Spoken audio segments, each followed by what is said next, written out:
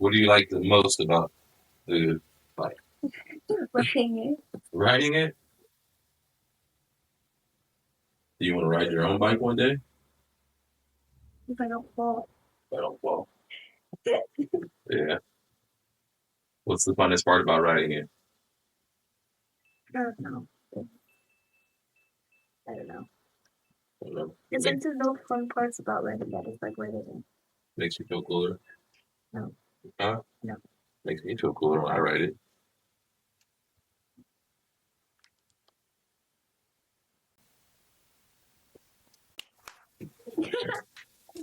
All right, get up, go ahead.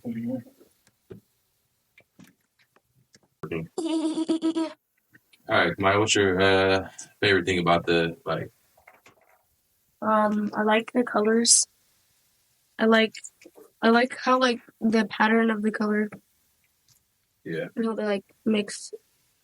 How they're like red, black, and green.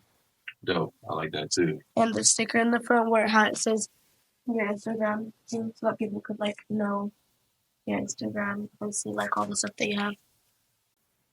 Oh yeah, and this thing right here. This little. Yeah. Yeah. Looks way better than the stock gray piece that was there. Did you ever think that you'd be on a bike like that, babe?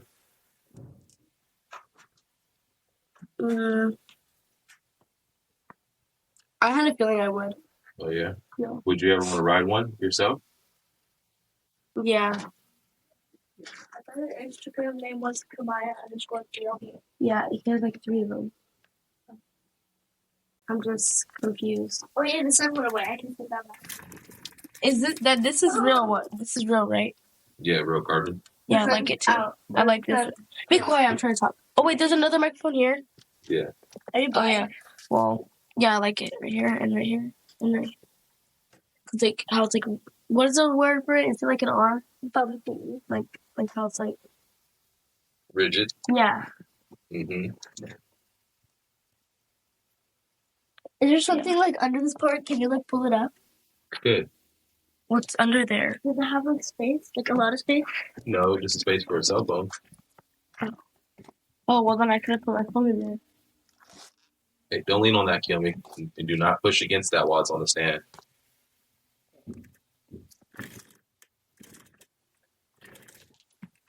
Nathan. Oh yeah, wait, did this get changed to this thing right here? How it does? Yeah, it used to be red. I used to have a red one, but now I got that one. Oh, interesting. Here we are, finally. With the Zx10r 2023 Kawasaki Ninja. Man, I never thought I'd have my dream bike. I never even thought I'd be riding a bike, especially once I got kids. It was one of those things that just kind of went in one ear and out the other, man. Like, I don't care. Like, it's whatever. It's amazing, to say the least. This thing is incredible.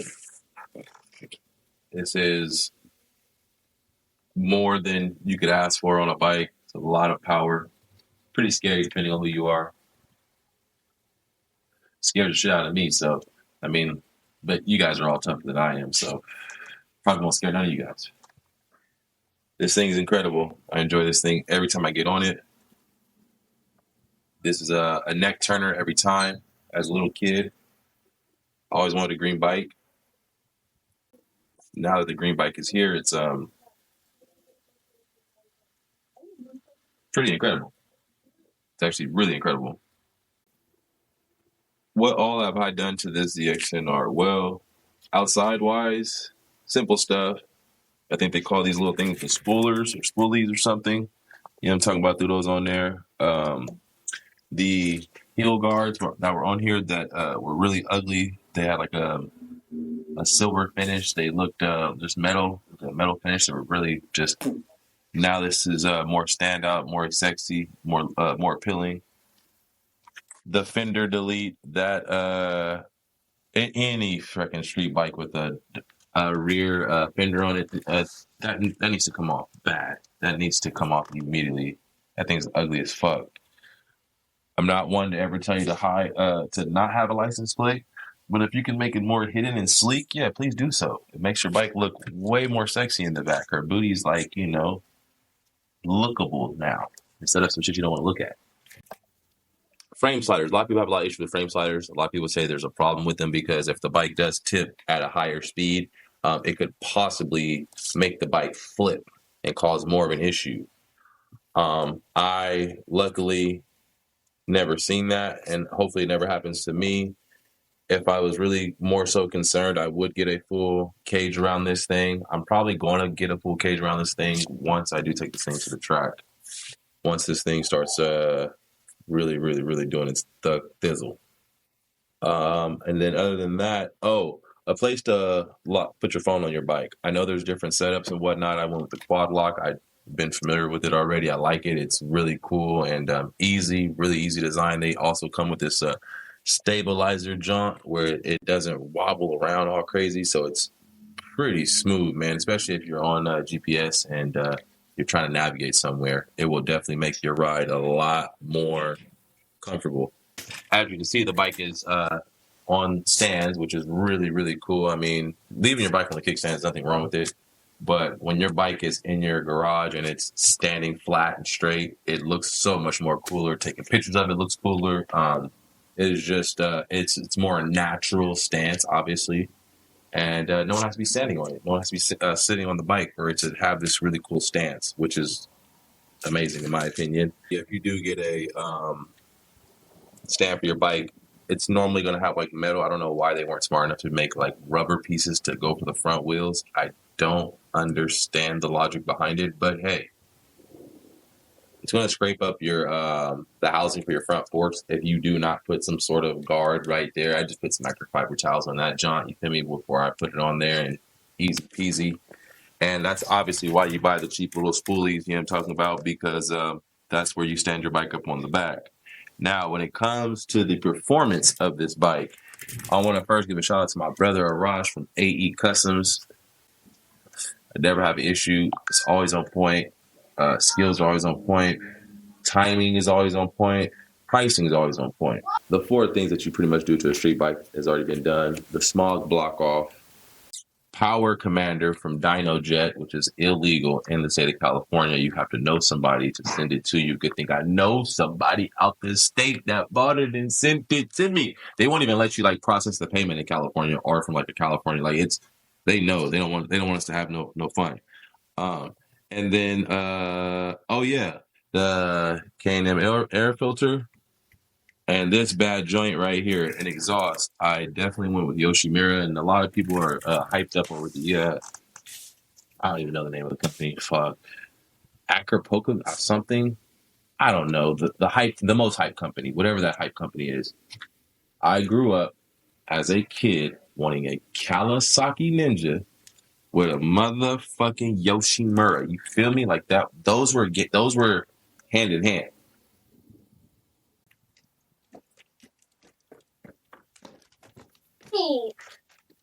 Yeah. The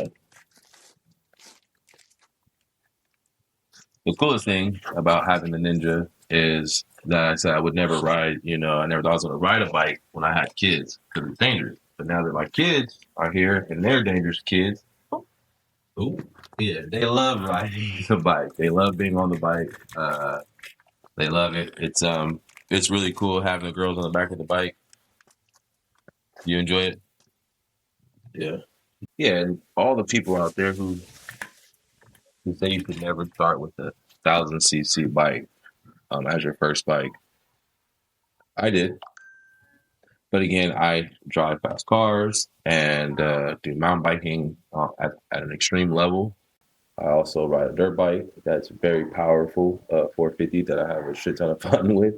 So I don't think that that narrative is for everybody. Speed is not for everybody.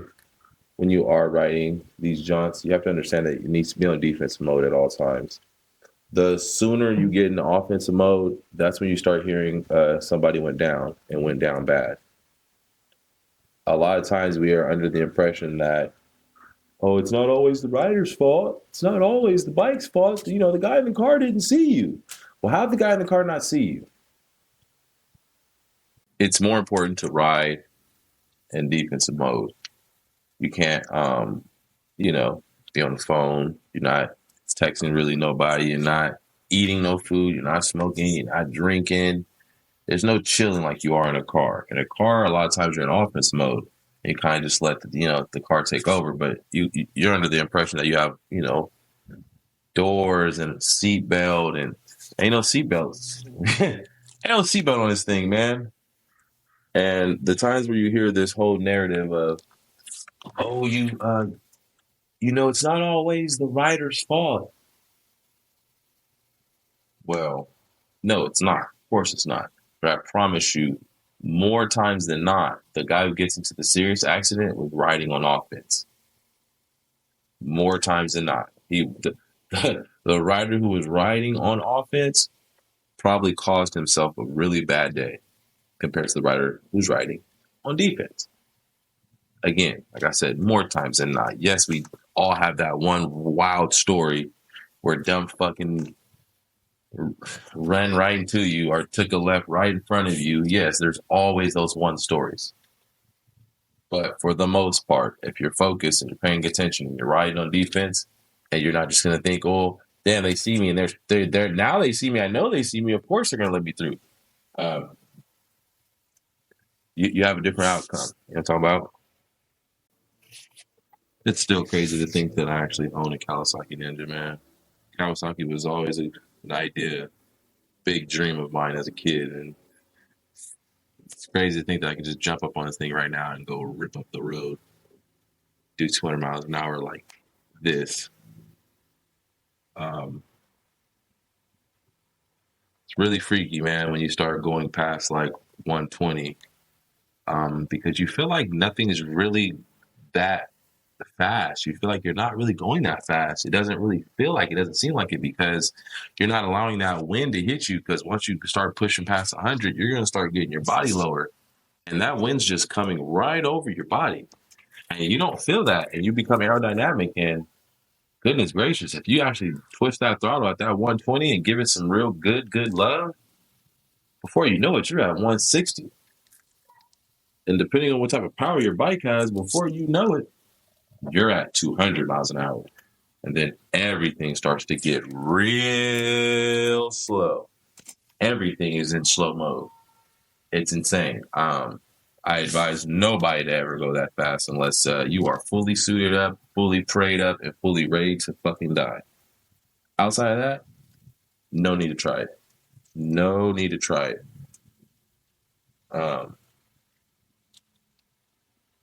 One big rule is to always watch out on white markers or painted markers, anything on the ground. Stop the stop sign on the ground if it's a cold day or if it's a slippery day and you want to be that one guy who just has to ride his bike or one guy who has no other transportation. You better watch out for those painted markers. You got to watch out for what they call the snakes in the road. Let's say the road has crackage and they put down something to seal that crack, and that is slippery as fuck, especially on a moist day or slippery day. Also, be advised if you're out there riding and it's not a cold day. Let's say it's decent day, it's warm, and you think you got pretty good traction. Be very cautious of any black spots, any gray spots, any brown spots on the road. It is very possible that is an oil spill. It is very possible that someone's car was leaking. It is very possible that you could slip on that. You want to watch out for a little dumb shit like that. As a young man, teenage boy, I fell in love with this movie called Biker Boys, and the lead character, Derek Luke, he actually rode a Kawasaki, a Ninja, and he was able to beat the Hayabusa. And at the time, Suzuki had this really fast, powerful bike, the Hayabusa, and I think was supposed to be the fastest bike. It's so crazy, but Kawasaki beat it. And yes, this is all a movie. Yes, this is all still, smoke and mirrors. But man, that was one thing that helped put it over the limit for me. His bike wasn't this sexy green color, but watching that movie, there's so many different things that you can learn, life lessons that you can learn, smart things that I took from that movie, and funny things that we still enjoy from the movie.